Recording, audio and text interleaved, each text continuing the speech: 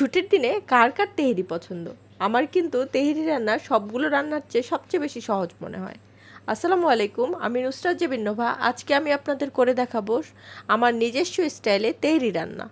আমার থিওরিটা খুবই সহজ। আমি প্রথমে নিয়ে নিচ্ছি 1.5 কেজি গরুর মাংস। এর জন্য নেব 1.5 টেবিল চামচ মরিচের গুঁড়া, 1.5 টেবিল চামচ ধনিয়ার গুঁড়া, 1.5 টেবিল চামচ লবণ, 1.5 টেবিল চামচ আদা বাটা, 1.5 টেবিল চামচ রসুন বাটা এবং 1 কাপ টক দই। আমি টক দইটাকে ভালোভাবে ফেটে নিয়েছি এবং তারপর আমরা এটাকে ভালোভাবে মিক্স করে নেব। মাখানো গরুর মাংসটি আমি অ্যাটলিস্ট আধা ঘন্টা ম্যারিনেট হতে রেখে দেব। তারপর আমি একটি প্লেটে নিচ্ছি 2টি দারচিনি, 7-8টা এলাচি, 7-8টা লবঙ্গ, 1টা জয়ত্রী, 2টো তেজপাতা, 1 চা চামচ শাহি জিরা, 1 চা চামচ চিনি কাবাব, 2টি বড় এলাচ, 1টি জয়ফল ও 1 চা চামচ গোলমরিচ। প্রেসার কুকারে সরষের তেল নিয়ে নিচ্ছি। এরপর মশলাগুলো আমি এখানে ফোড়ন উঠিয়ে নেব। ফোড়ন উঠে এলে আমি দিয়ে দিচ্ছি পেঁয়াজ। পেঁয়াজগুলো ক্যারামেলাইজড হওয়া পর্যন্ত আমি ভেজে নিচ্ছি। দিয়ে দিব গরুর মাংস। সবটুকু গরুর মাংস দিয়ে আমি ভালোভাবে মাংসটিকে কষিয়ে নেব। প্রেসার কুকারে ঢাকনা দিয়ে আমি 3টি সিটি দিয়ে নিচ্ছি। আমার এখানে 3টি সিটির জন্য 20 মিনিট দরকার হয়েছিল। সিটি দেওয়ার হয়ে গেলে আমি দিচ্ছি 1 কাপ দুধ, 4-5টা আলু বোখরা এবং 7-8টা কাঁচামরিচ। সাথে দিব 2 চা চামচ চিনি। তারপর আমরা ঝোলটিকে ঢাকনা খোলা অবস্থায় টানিয়ে নিব। সবশেষে আমি দিয়ে দিব ভাজা জিরার গুঁড়া। আমাদের মাংস রান্না করা শেষ। এখন আমি একটি প্যানে নিয়ে নিচ্ছি আরও কিছুটা সর্ষের তেল। আমি কিছুটা পেঁয়াজ বেরেস্তা করে উঠিয়ে রাখবো পরে ব্যবহার করার জন্য।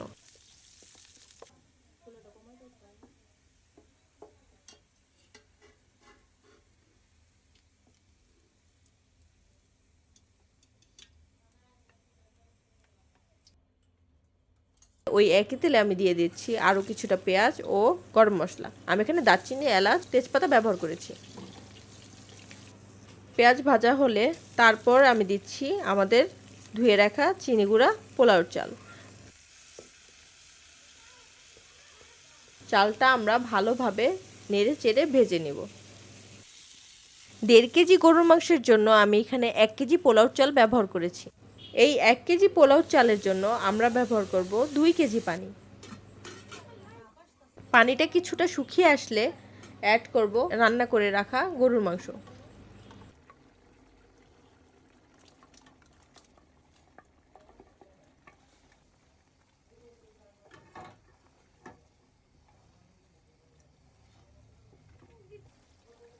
মাংসে যেহেতু কিছুটা ঝোল আছে, আমরা মাংসের ঝোলটা কিছুটা শুকিয়ে নেব। তারপর আমরা অ্যাড করব 3 চা চামচ কেওড়া জল। কেওড়া জল দিয়ে ভালোভাবে নেড়ে আমরা ঢাকনাটা দিয়ে দেব।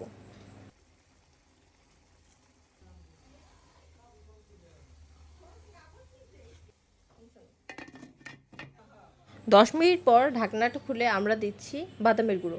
আমি এখানে 1/2 কাপ কাঠবাদাম ও কাজু বাদাম গুঁড়ো করে নিয়েছি। আর সাথে দিব আগের ভেজে রাখা পেঁয়াজ বেরেস্তা। সব কিছু ভালোভাবে মিক্স করা হলে 15 মিনিটের জন্য আবার ঢাকনা দিয়ে দমে দিয়ে দিব। শেষ হয়ে গেল আমাদের তেহেরি রান্না।